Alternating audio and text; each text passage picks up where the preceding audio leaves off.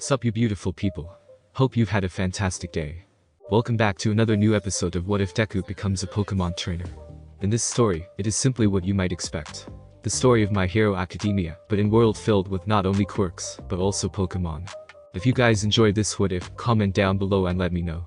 And go ahead and check out other what ifs in the channel, after watching this video.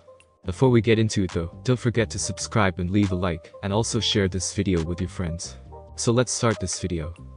Third POV. Arceus, damn me. All Might curse as he laid in the couch in the teacher's lounge, coughing in his true skinny form. Halecha sat by on the armrest of the couch. I told you this would happen. Halecha spoke in his mind, shaking his head both in annoyance and fondness of All Might's predictableness. You not responding to a crime in progress despite the hundreds of other heroes around is as impossible as a Metapod not using Harden. I should have made a bet with Braviary about this. Yeah, I know. All Might said, rolling his eyes. I'm already beating myself up about this. I don't need you repeating it like a chatted. If any one of us is the chatted here's you, mister I am here. Halecha replied back. Alright, back to the Pokeball with you. All Might said, bringing out a Pokeball and returning Halecha in a beam of red light. All Might sighed and took out his phone again, and dialed numbers before bringing the phone to his ear, waiting as it rang and rang. The number you dialed is out of service or has been temporarily disconnected. All Might's phone said finally. Please check the number and then try again. All Might sighed in defeat. I can't get in touch with 13-year-old Aizawa. Toshinori said to himself. Then again they are teaching. Unlike me, neglecting my duties as a teacher. Halecha was right. Such an rookie mistake. Maybe I should go there anyway and say some inspiring at the end. Yeah, get a good 10 minutes out of hero form. All Might groaned and strained before his baggy clothes stretched as he reassumed his hero form. Time to join my stud. Gah. All Might's dramatic words were cut short as he coughed up blood. The symbol of peace coughed and wiped his mouth of the blood. Elder Radish is there, All Might. All Might flinched in surprise at the familiar voice, looking over to see the door slide open to reveal Nezu. Oh? Hello, Nezu sir. All Might greeted. I must say, that your fur looks especially well groomed and lustrous today sir. Thank you, and the secret is keratin. Nezu revealed. But don't think charming words will be all it will take to get out the talk we need to have All Might. Oh and please don't bother straining yourself with your hero form. You don't have to worry about revealing your true form to anyone in here, since the teachers all know about this form of yours. Besides, that smoke coming off you doesn't look good. All Might sighed and debuffed, returning to his skinny form. Nezu walked up to him and showed him a tablet. Well look at the news. It says that you resolved 3 incidents in under 1 hour. Nezu said. All Might flinched and lowered his head. Oh great, I can feel another lecture coming up. Nezu sighed and continued, the fault does belong to the ruffians that still cause trouble, even with you around, but as I'm sure you already been told by your Pokemon, that you don't have to react to every incident that you hear. His powers of analysis are truly astonishing. All Might thought as he nodded silently. If there's anyone I know that might be able to compete with him would be either Night Eye or young Midoriya. Well, maybe add young Yaoi Rozo onto that list, but I haven't known her as well as Night Eye or young Midoriya. You haven't changed a bit throughout the years. Nezu continued as he took a seat across from All Might. Always proactive, always willing to save all those you can. But only now your heroism must be limited due to your injury, and I'm betting more so after you passed on One for All onto Midoriya. Yes. All Might agreed. Ever since I passed it onto young Midoriya, I've gotten slower, and it feels harder to maintain my hero form every time. Fortunate of me that I gave you this job, otherwise people would be suspicious why you aren't in the limelight much anymore. Nezu replied. Well that and the other purpose was to find a suitable successor for One for All, but you resolved it even before starting. But going back to your current state, I caution that you must stay in the teacher's lounge and rest a little while longer, and also to prioritize your students more. The other hero agencies across the city can handle the criminals just fine. Yeah, I know, you're right, Nezu, sir. All Might agreed and rubbed his neck. I was actually going over to USJ to make an appearance now, if it would be okay with you. Even if you went right now, you would only have to come right back, so you might as well stay. Nezu replied as he poured some tea into a few cups. The other teachers can manage without you. Oh great. All Might groaned internally. It is a lecture. He only pours out tea like that if he's geared up for long-winded speech. I imagine that you believe that a lecture or speech of mine is coming up because I'm pouring out tea. Nezu said, still smiling unfazed. And that I haven't changed much as well in figuring out what you were thinking about. All Might's flinch and slightly frightened and surprised look was all the answer the hybrid Pokemon needed. I guess I must agree with that. Nezu chuckled amused as he finished pouring out the 3rd cup of tea. But actually this talk of ours isn't in fact a lecture. More of an explanation and revelation. All Might appeared confused, only to blink as he noticed the cups of tea. 3. 1 for me and Nezu, but what of the 3rd? A knock on the door snapped All Might out of his thoughts. Ah, I see he's here. Come in. Nezu called out. The door opened to reveal Taishi Walk, a charming smile on his face. "Hello All Might, I see that you are resting up after a good deal of heroics today," he said. "Hello Taishi." All Might greeted back, as he looked back subtly to Nezu's smiling face. Was Nezu expecting him to come in when it was just me and him? That would explain the third cup of tea. The symbol of peace thought before he got up and shook the man's hand. "I suppose Nezu here already told you about my condition." "Yes, among other things," Taishi said as he walked to the chair adjacent to Nezu's. "Like the secret of your quirk." All Might's eyes widened in alarm, looking towards the principal of UA in agape shock. "Relax, All Might," Nezu calmly said. "Mr. Taishi here is an old friend of mine from before I was principal of UA. He in fact was part of the group that freed me from my captivity and experimentation, so I trust him wholeheartedly." All Might's eyes widened. Nezu doesn't often talk about his time as a lab rat, an attempted combination of multiple Pokemon species, or how he escaped. All Might thought as he looked at Taishi. "I guess I now know some of what happened. While Nezu speaks the truth, I wish to state myself that I swear on my honor and word that One for All will be kept secret," Taishi said, bowing in respect. "I see." All Might slowly nodded, feeling an overwhelming sense in finding Taishi's words true and holdfast. "Well, if Nezu here trusts you so much, then I can't be so opposed to you knowing about One for All. And while I'm grateful that you told me of this development, why is it that Nezu told you about it?" "Because the quirk that has been passed down throughout the centuries and has passed down its inheritors' auras, is the kind of power that me and the group me and Nezu belong to find interesting," Taishi explained. "Group?" All Might repeated confused. "Allow me to elaborate." Nezu jumped in. "You see, the group of people that rescued me from my experimentation, the group that Taishi here belongs to, is a rather secret group that deals with the more mysterious, supernatural side of the world, from Pokemon to the very power that has been likewise transferred with One for All." "You're talking about Aura, aren't you?" All Might asked, turning over to Taishi. "You mean that you and your group know about the secrets of Aura?" "Not just know of it, we are masters and guardians of it," Taishi revealed with a smirk. All Might's eyes widened to the size of dinner plates. "You mean that you are a..." Yes, I am," Taishi nodded. "And we have reason to believe that your successor, Izuku Midoriya, is likewise one of us." All Might was rendered speechless, eyes wide and mouth agape that Nezu feared it would dislocate. "How do you know for sure?" he asked. "I had my suspicions for a while now, mostly during orientation, during Class 1A's quirk assessment test by Aizawa," Nezu answered, pulling out a small disc and placing it on the table. The disc lit up and showed holographic footage of Izuku's turn at the ball toss, from his outburst to Aizawa to his powerful throw. "Well, at first glance, I assumed it was merely just the work of One for All, as I'm sure you believe as well. Upon closer inspection revealed something else." A press of a button on Nezu's phone had the disc display Izuku's blue and later red eyes, along with a slight blue glow around Izuku's finger that spread throughout that ball. As All Might stared at the image, his narrowed, inspecting eyes grew wide in realization. "At that point, Nezu contacted me to confirm his suspicions," Taishi said.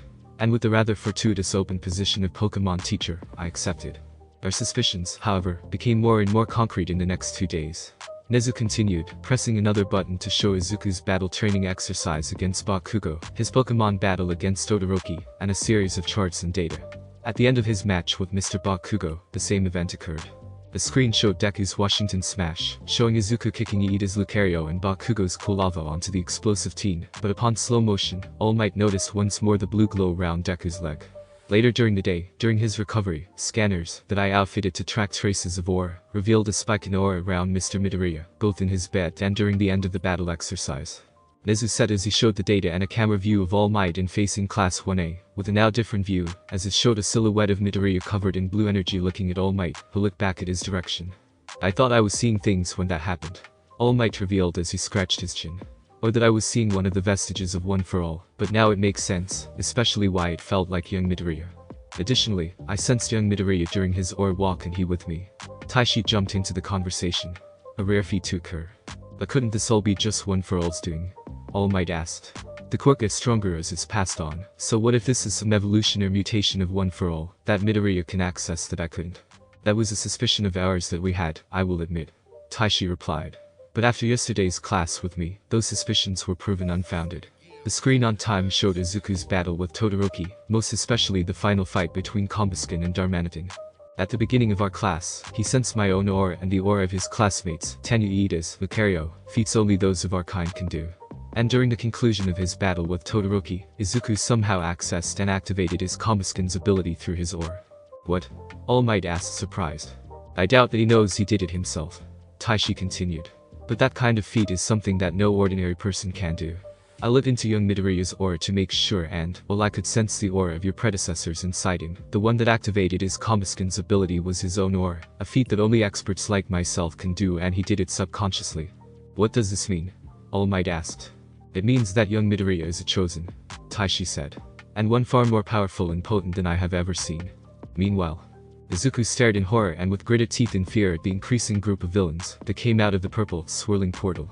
The villains ranged far and wide in shape, size, and appearances, ranging from guys in armor and various gears to absurd appearances that Izuku almost mistook them for Pokemon. Speaking of which, they also had a varied assortment of Pokemon with them as well, with many of them ranging from dark and poison types, like Machinas and Weezings, to even fire and normal types like Marcargo and Miltanks. Izuku's gaze narrowed to the most intimidating of the villains. Izuku quickly realized that the swirling mist they went through was an actual person, based of the two pure yellow eyes that appeared. Is it a war quirk that can teleport people? Izuku thought. His gaze shifted to the three right next to the swirling mist villain, the ones that made his skin crawl the most. For being a Pokemon often known for destruction and brutality, the Hydreigon was the least intimidating out of the other two. It was a three-headed draconic Pokemon, its hands as mouths with a popped-up black collar of fur behind them, the black fur covering most of its upper body up to his long neck to another collar around his neck, the underside of the collar fuchsia in color. His two arm heads were similar dark blue heads with pure black eyes and toothless mouths, while its main head was more intimidating, more defined. Its pitch black eyes had fuchsia-colored pupils. Its lower half was mostly dark blue and round body with two white lines of striped fuchsia. Its legs were feetless and atrophied, and its tail had the same wide, striped fuchsia line running down it with a black tuft at the end. On its back were 6 black thin wings that made it look like a fallen angel of sorts.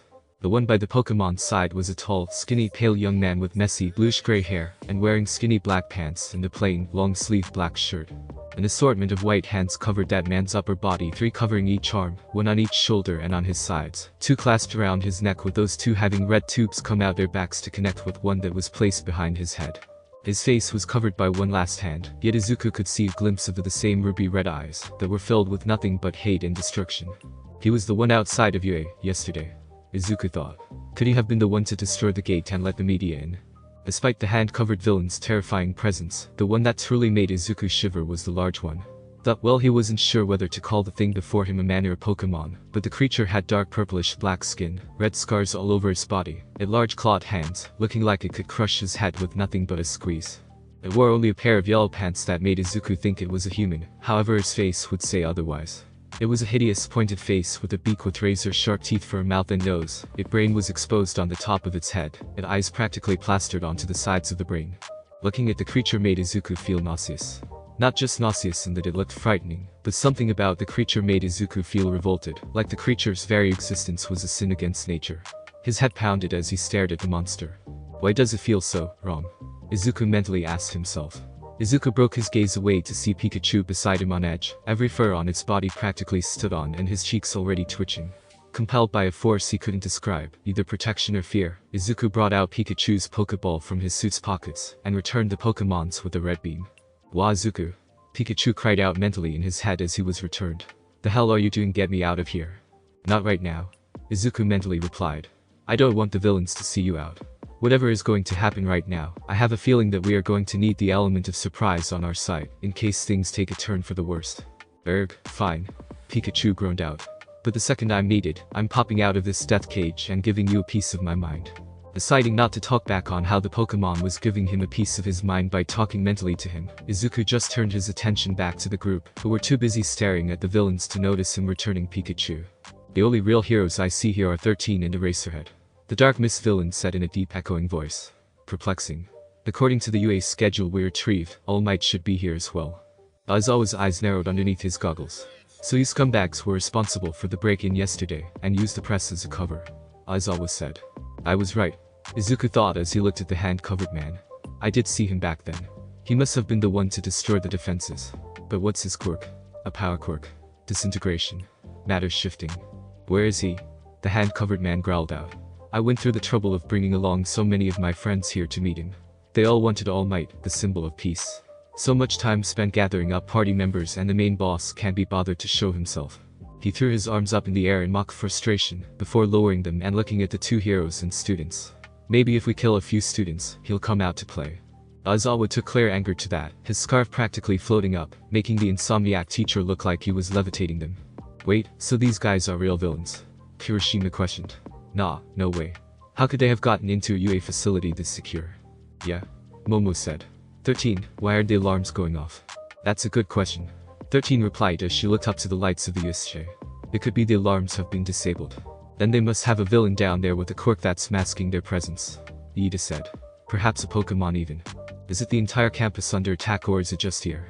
Todoroki stepped up and asked. What do you mean? Serena asked. Think about it.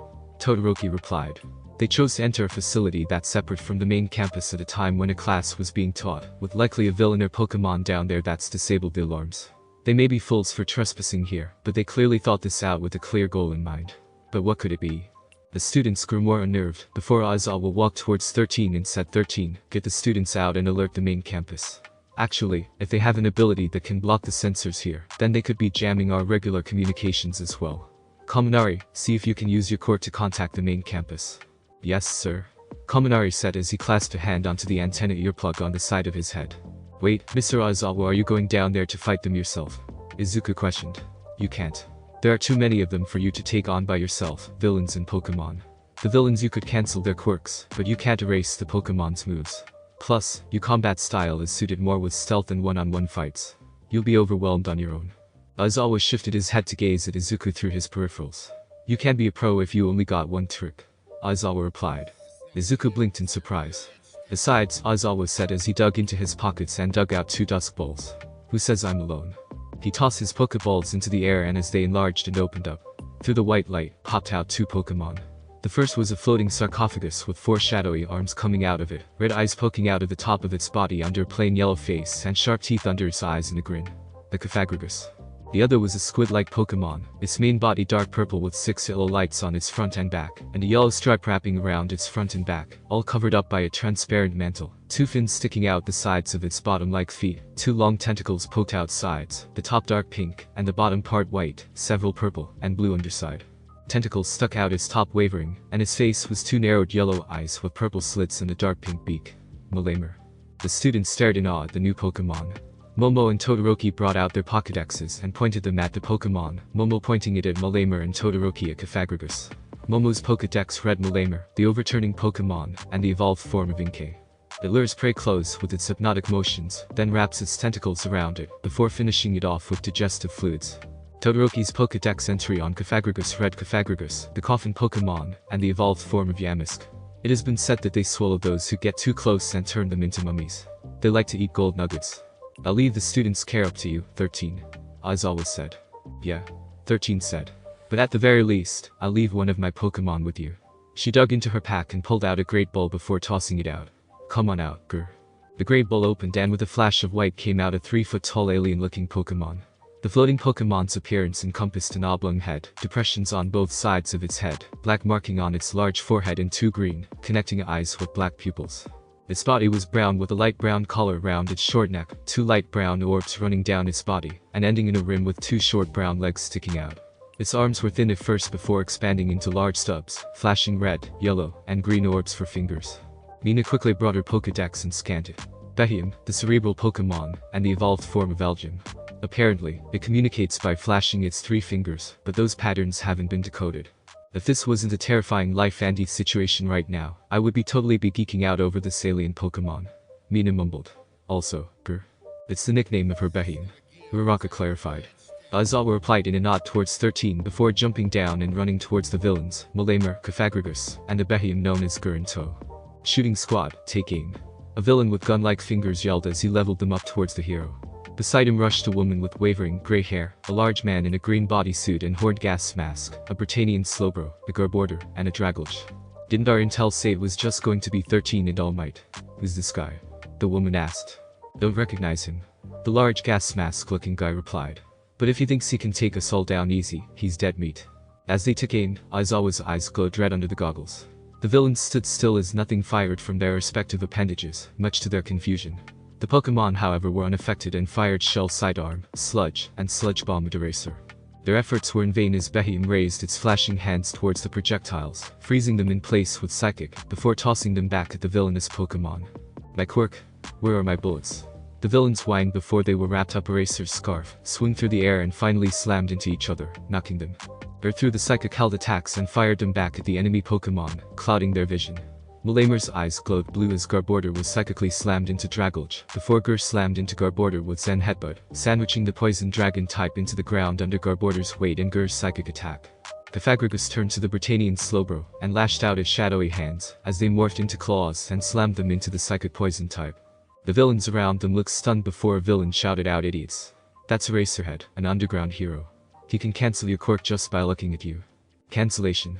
A four-armed rocky villain questioned before rushing towards Aizawa. "Bet you can't cancel erase the quirk of a heteromorphic type like me, can you?" "Yeah, you're right."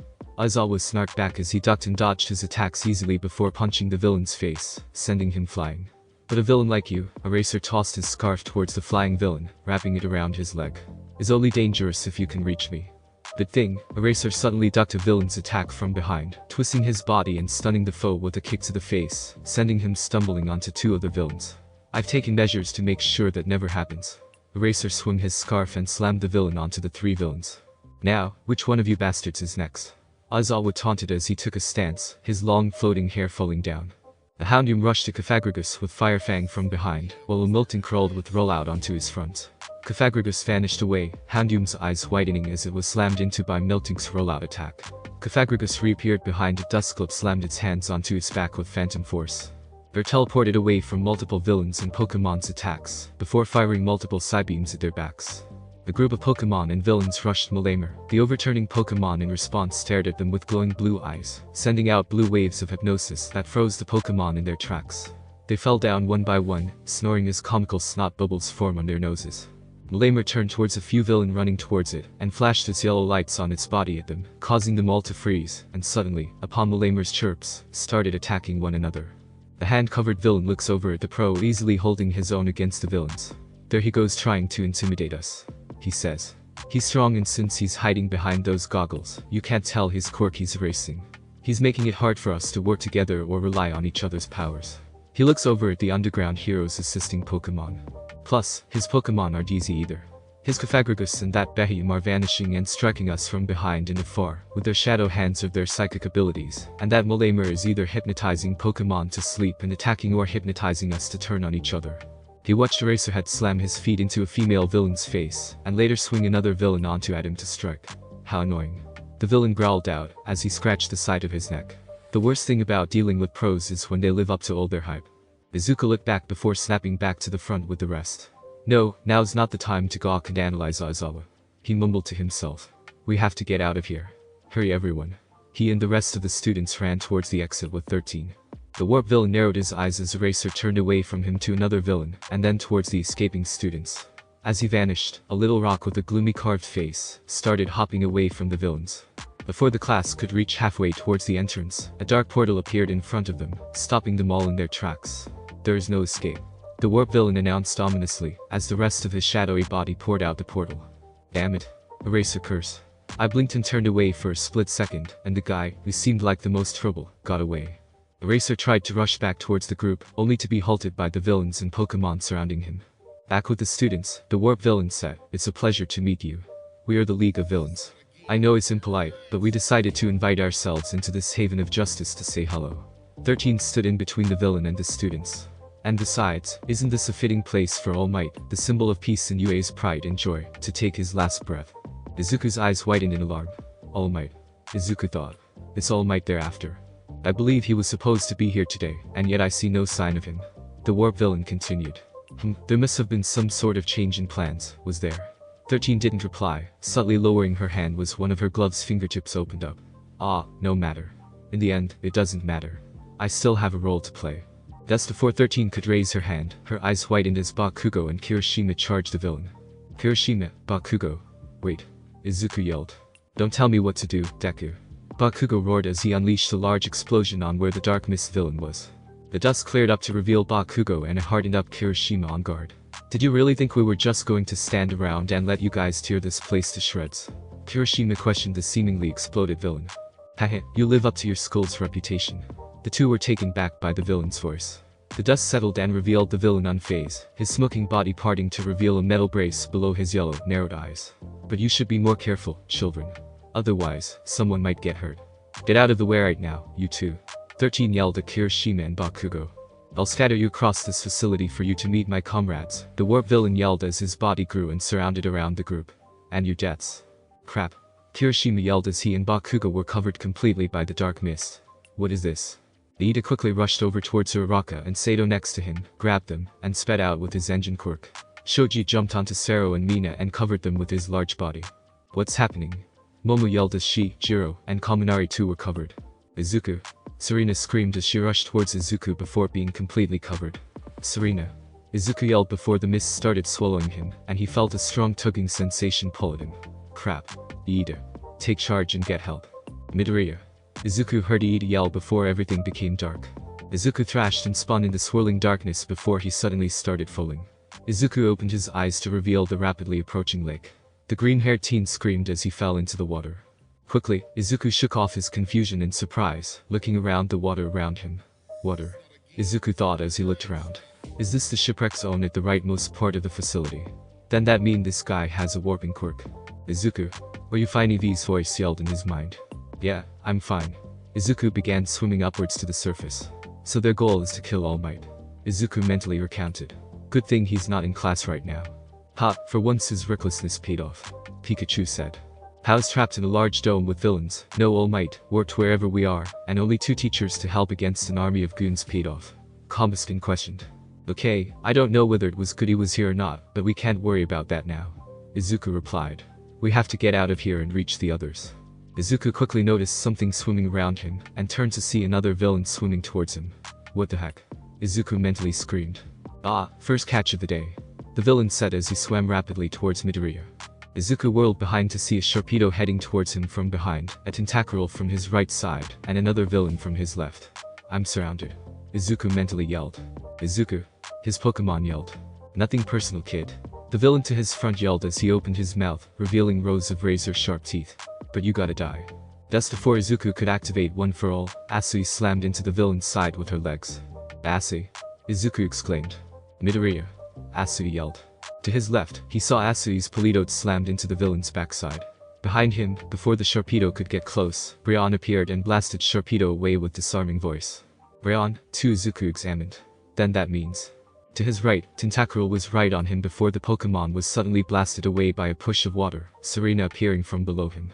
Serena. Izuku yelled mentally. Serena wrapped her arms around Izuku, Brionne latching onto them both, and she nodded towards Asui, who quickly wrapped her tongue around the 3, and sprung from the sharp-toothed villain, and ascended quickly to the surface, Politoad swimming close behind. They reached the surface, right next to a ship, where Asui settled Izuku, Serena, and Brionne onto the deck of the ship with her tongue. Izuku coughed as Asui and Politoad climbed up the ship. Thanks Asui, Serena. Izuku thanked the 2. You guys saved me back there. I told you to call me, Sue. Sue reminded him for the umpteenth time. No problem, Izu.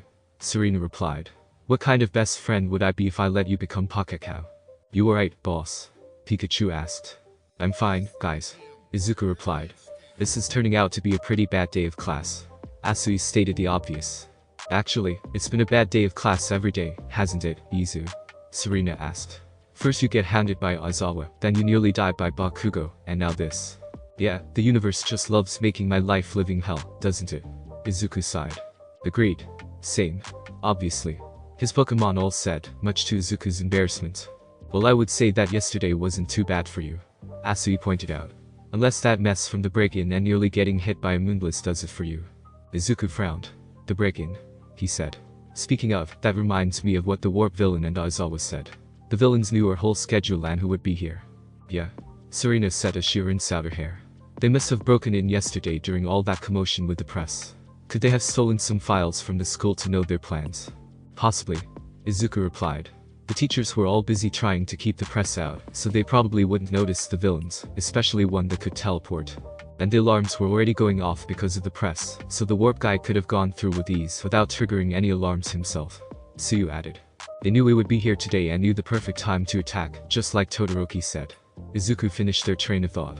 But, if they are here to try and kill All Might, they won't win, right? Serena said.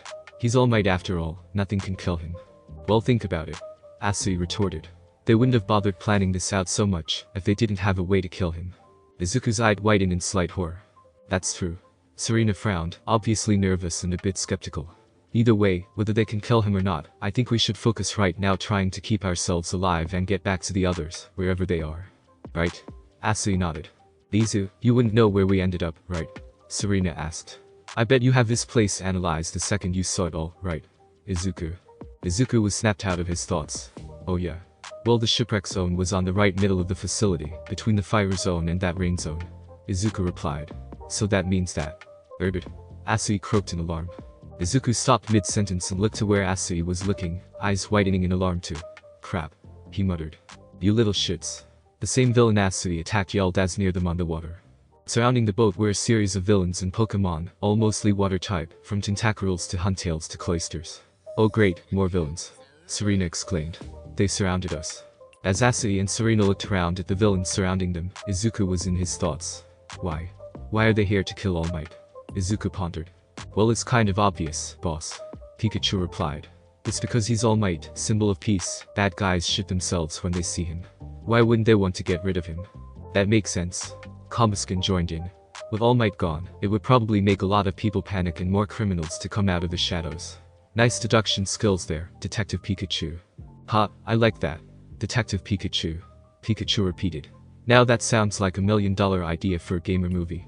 Before you start rambling how to market yourself, can we get back to why the villains want All Might dead? Eevee proposed. Actually, Eevee, it doesn't matter why. Izuku replied, memories of his time with All Might, all the special moments he had with him, inspiring him, training him. No matter the reason, I have to put a stop to it and face this evil. Head on. We have to stop them.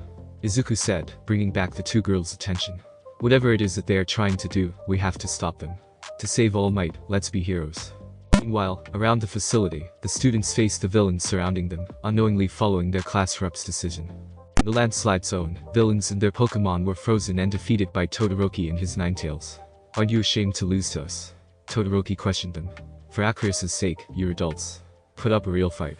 In the collapsed zone, Bakugo, Kirishima, Kulava, and Quilladin fought villains in an abandoned building. Momo, Jiro, Kaminari, and their Pokemon faced off against villains in the mountain zone. Ojiro faced villains in the fire zone, while in the squall zone were Tokoyami and Kota. Eraser clashed against villains, while the hand-covered villain and the creature watched. After finishing scratching his cheek, the villains started to walk towards the hero. Meanwhile, by the entrance. Shoji, do you get them? Iida asked. Where is everyone? The student in question's tips of his arms morphed and shifted into eyes and ears, and stretched out towards multiple angles. They've been scattered across the facility, but our classmates are still here. Shoji replied. The rest of the group of students that remained by the entrance with 13, which included Uraraka, Mina, Sero, Sato, and the already mentioned Shoji and Iida, sighed in relief. So do you know where they are specifically? Uraraka asked. Like Deku. And Yamomo. The last name she quickly added in a blushed slip-up and Shoji blank stare. I can tell the number of them in a certain place, but it will take time to figure out who's who. Shoji replied to the pink-cheeked girl before staring in front of him. Time which we may not have the luxury. The group stared back at the large, misty form of the warp villain that stood between them and the doors to the entrance. What do we do? Zero asked. That guy's not affected by physical attacks and can freaking teleport stuff. Even if we try to hit him, we would just pass through him and be likely teleported somewhere else. Iida gritted his teeth in frustration, remembering Midoriya's last words before he was likely teleported away. Come on, Tenya. Iida mentally scolded himself. Midoriya and Yaoi Rozo are not here, and Midoriya trusted you to take charge. So, what would Midoriya do here? What would I do? Chief Officer Iida. Iida's thoughts were cut off by 13's voice. The space hero dug into her pack subtly and pulled out a Pokeball. I have a job for you. Run to the school and inform them of what's going on. Iida was taken back by 13's request. What? He whispered. The alarms are not sounding off and our phones and radios aren't working either. 13 explained. This power seems too concentrated or powerful for a single Pokemon to do for so long. Eraserhead is also cancelling quirks left and right, but the situation hasn't changed, and we are still sealed off from the outside world. If a villain's quirk is to blame, then they have hidden themselves somewhere here, impossible to hunt down quickly. The same goes if it's a group of Pokemon, we don't have the time or luxury to find them. The fastest option would be for you to run over there and call for help than for us to find the signal disruptor. Yes, I understand that, but it would be disgraceful for me to leave you all behind. Iida yelled in protest. Go emergency exit. Sato said as he and Sero stepped up and took a stance towards the warp villain. We can handle ourselves. There are plenty of alarms outside. That's why they are keeping us trapped inside, right? Right? Sero jumped in. You get outside and they won't follow. Blow through this stupid mist and get some help. Use your quirk to save others. 13 ordered. Be a real hero. Iida saw as Shoji stepped up and joined Sato and Sero by 13's side against the villain. We can help you out too, Iida. Iida turned to see Mina and Uraraka beside him as Uraraka continued. Just like we did at the cafeteria. And I can melt through those doors with my acid and Pokemon. Mina joined in, whispering that part out. But I need to get there quickly without that guy noticing. I can help with that. Uraraka brought out one of her Pokeballs, before turning towards Iida again. Please, Chief Officer, do it.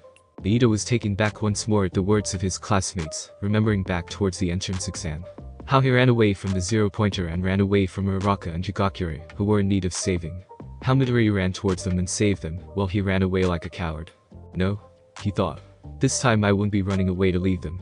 His engines popped out from his calves and took a running stance. This time, I'll be running to bring help and save them. Just like a hero. Just like my brother. Admirable. The warp villain said as he witnessed and heard most of them.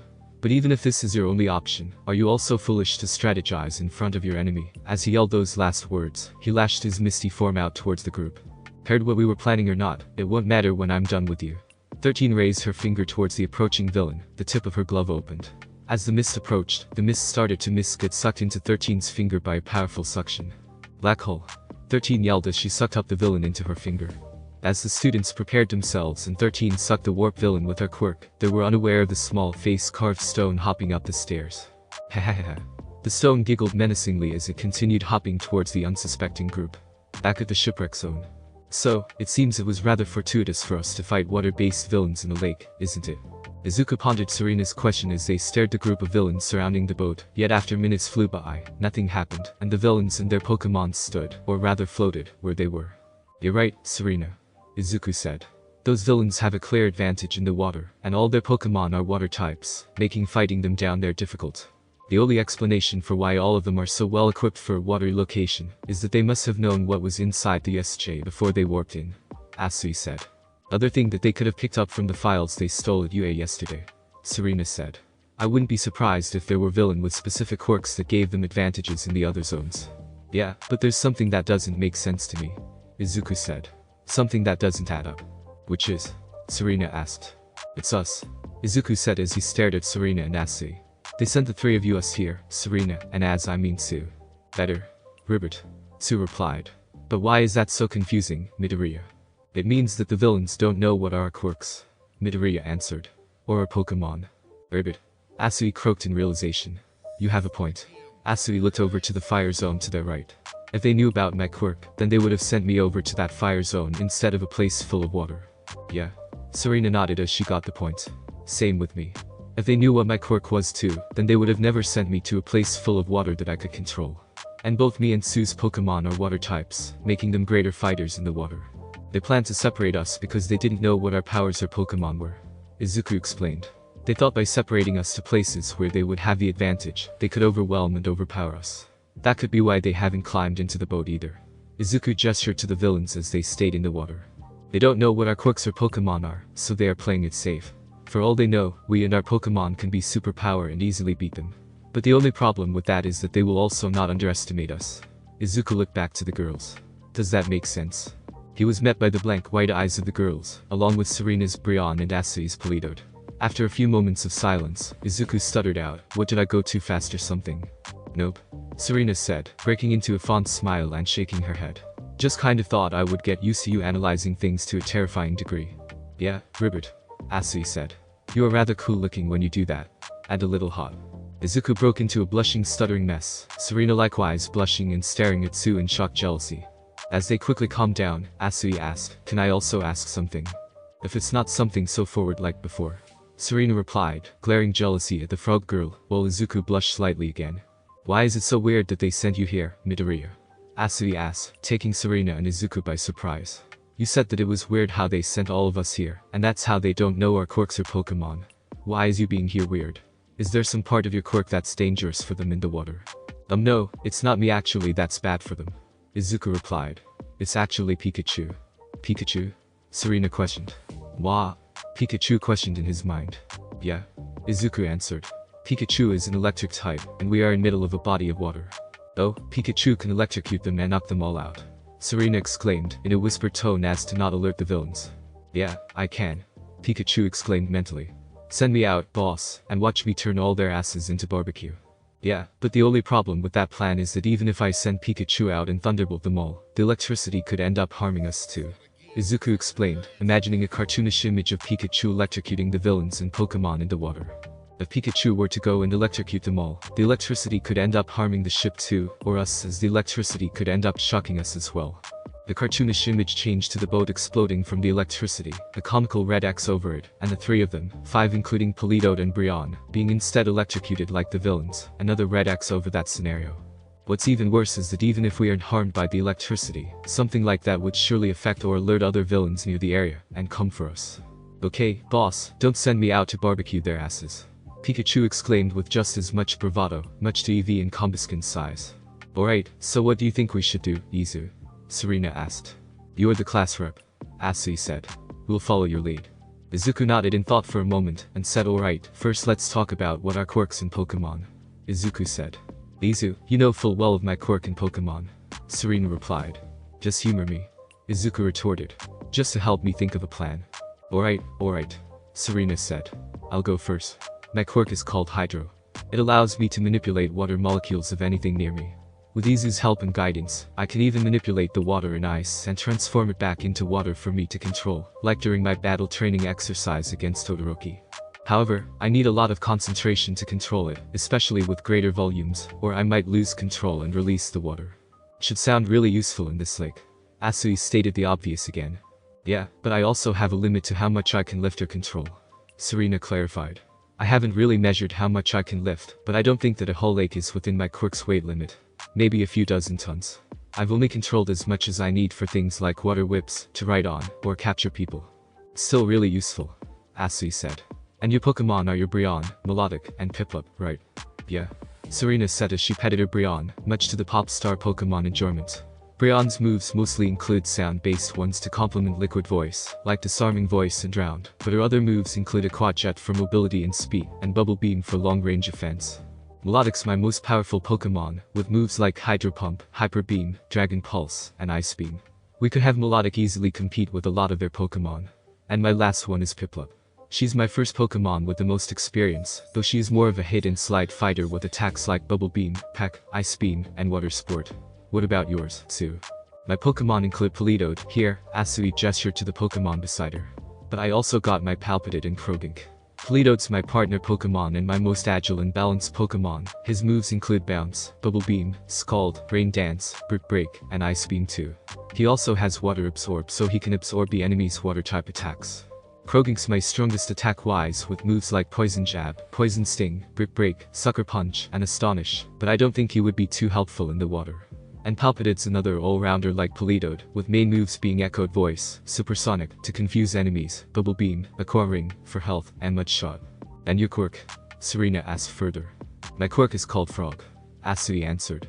I can do multiple things that amphibian-like Pokemon, like my own, can do, such as jump really high, and I can stick and climb up almost any wall. Then there's my tongue, I can stick it out for like 20 meters. Oh, and I can also spit out my stomach so I can clean it, but that's not really useful. And I can secrete a toxic mucus that just stings a bit. The only ones that might help here are my jumping and tongue. I figured that you were powerful, but that's amazing, Sue. Izuku said, a small smirk on his face. Erbit.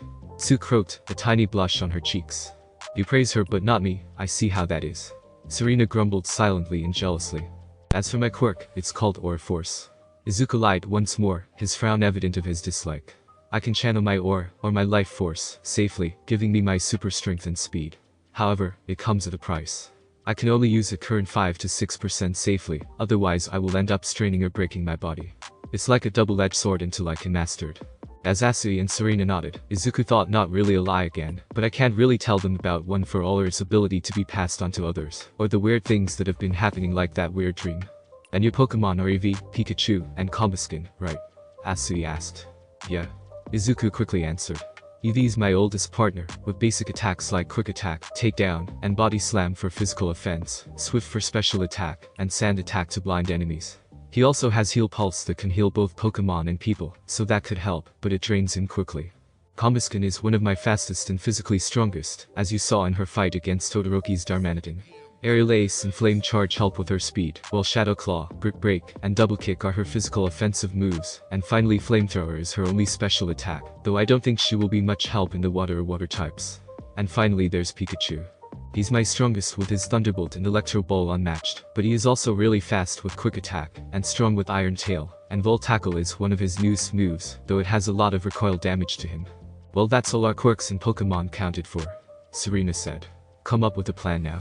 Sure do. Izuku smirked confidently. Alright, listen up. First we. Boom. The three were thrown off their feet as the boat rocked and shifted.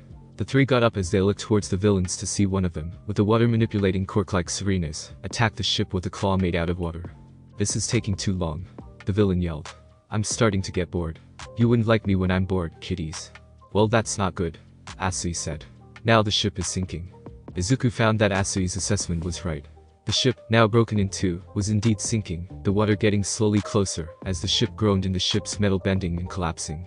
We're sinking fast, Serena said, frowning. We gotta get out of here quickly. So Izuku, got a plan? Cause I think you might want to speedrun it for us. No need to worry, Serena, Izuku said, smiling bravely to the two. I always have a plan. But the villains, the one that nearly chomped Izuku said, the boat will be under the water in a minute, and when it fully submerges they won't stand a chance against us. I bet they're crying for their mommies, especially that green-haired twerp I almost chomped. Hey, don't forget that Shigaraki told us to keep our guards up, the water-controlling villain said. We can't judge them by how they look, but by their quirks. They can do anything. Says the guy that just cleaved the ship in half because he was getting bored. The villain snarked back. Who made you the boss here? Before the two could start arguing, they were cut off by a yell. They turned to see Izuku yelling his heart out. You want me, you stupid villains, Izuku roared out. Well, here I am. Izuku jumped back, his body sparking in green lightning. One for all. Full cowling. 6%. Izuku ran and jumped off of the boat and into the air, gaining a greater leap. Yell and distract them just like Bakugo would yell. He thought before yelling. Now die. Stupid move, kid, the villain said as he formed another claw made of water. Wait, what's with that green lightning on him? One of the villains exclaimed. Is he spewing out electricity? Oh shit. Another villain yelled. Is he going to electrocute us? Not if I have anything to say about it, the water claw villain said. Open fire. Izuku brought out his left arm and hand out, his thumb over his index finger. Yell and make a distraction, Izuku mentally told himself. Then attack. I can't go full out and sacrifice my arm. There are other enemies outside the shipwreck zone, and I can't fight them all with full cowling in the water. So I'll attack at a single point full on. Delaware smash. Izuku roared out, flicking his energy-powered fingers. A powerful burst of wind shot into the water, causing the water to explode out and swirl into a makeshift whirlpool, the surprised villains and their Pokemon crying out as they were pulled under the current. Izuku groaned in pain, his glove blown apart, showing his broken thumb and index finger. He gritted his teeth and yelled to Serena. Now. Right? Serena and Asui yelled as Asui, Serena in her arms, jumped out the boat and grabbed onto Izuku with her tongue. Polito likewise jumped up high with bounce, a Pokeball in his hands. It's working, Serena yelled as she looked at the villains getting dragged into the whirlpool Izuku made. What's going on? One of the villains screamed. I'm getting dragged in. Another villain yelled as he tried to swim away only for him to get slammed into by Tentacruel going down the current as well. I might not be able to lift that control all that water all at once, Serena thought as she thrust her hands out. But I can push the current faster. She swiped her hands to the right before bringing them up and swiping right again, multiple areas of the water suddenly becoming faster and stronger, dragging more of the villains and Pokemon down into the rushing center. Izuku as he watched the villains get dragged in, he said, when a strong force is applied to a water's surface, the water will be pushed away and come rushing right back to the middle. On time, the water exploded outwards with the villains and their Pokemon in rushing upwards. Now too, Izuku yelled. Asui let go of Serena as she fell towards the water. Serena held her hands up and gritted her teeth as above her, the water that exploded outward was now gathered up by Serena into a large bubble of water in midair. Now guys, Serena yelled, as two Pokeballs, strapped to her waist, opened up and shot out white light, one of them forming in midair to reveal Piplup, while one shot downwards to the water and formed into Melodic, the tender Pokemon slashing out its tail and catching Serena, as Piplup landed in the water before coming right back up. Serena gritted her teeth and strained against the massive weight of the water she controlled above her, along with holding the villains in place. I got it, she yelled. Now Politoed, Asui yelled. Polito threw the Pokeball in hand, it opening to reveal a devilishly smirking Pikachu. Sup, bitches, he yelled out. Crap, it's a Pikachu. One of the struggling villains in Water Bubble yelled. Pikachu. Thunderbolt. Izuku yelled. Full charge. Pikachu, A large bolt of lightning fired out of Pikachu and slammed into the water bubble, all the villains and their Pokemon yelling in pain at a powerful electrocution. Trap the villains above the water so that Pikachu's Thunderbolt can strike them without hurting us. Izuku mentally retold the plan. And then freeze them in place. Serena, Asui, do it. Piplup. Melodic. Serena yelled. Ice Beam. Full power. You too, Politoed. Asui yelled. Piplup. Guahh. Politoed. The three Pokemon cried out as they all fired 3 large bolts of icy energy at the electrified bubble. In an instant, the bubble became fully frozen, trapping the surprised villains and their Pokemon frozen in a crystallized ball of ice. Serena immediately let go, slumping onto Melodic, as the ball crashed into the water, slightly pushing the tender Pokemon away with the tide. Serena gasped for breath at the strain she put herself. She turned to her 2 Pokemon as they swam away. Thanks, gasped guys. She gasped out. Piplup. Go. The 2 cried out in response. Before Pikachu can fall down to the water, he was grabbed once again by the mid-air Politoed by his tongue. The frog Pokemon swung the Pokemon over to Asui and Izuku, the green-haired teen catching his second partner. The frog Pokemon would meanwhile safely land on the water. Nice job, Pikachu. Izuku groaned out. Always aim to please, boss. Pikachu snarked out. All in a day's work for Detective Pikachu. Izuku rolled his eyes and smiled. Looks like everything went according to plan. Asui said as she carried Midoriya and looked down towards Serena on Melodic. You two are amazing. You are amazing too, Sue. Izuku groaned out, a strange smile on his face. Couldn't have done the plan without your jumping skill and Politoed. Erbit. Sue croaked out and blushed again, as she jumped away while Serena sailed away on Melodic, Piplup and Politoed beside them, leaving behind a floating ice ball full of frozen villains. I guess we passed the Shipwreck zone. Thanks for listening. I do hope you enjoyed. If you want the next part of this video, like, subscribe and comment down below, and turn on the bell notification. And also check out other videos that I have created and enjoy. See you in the next video. Peace.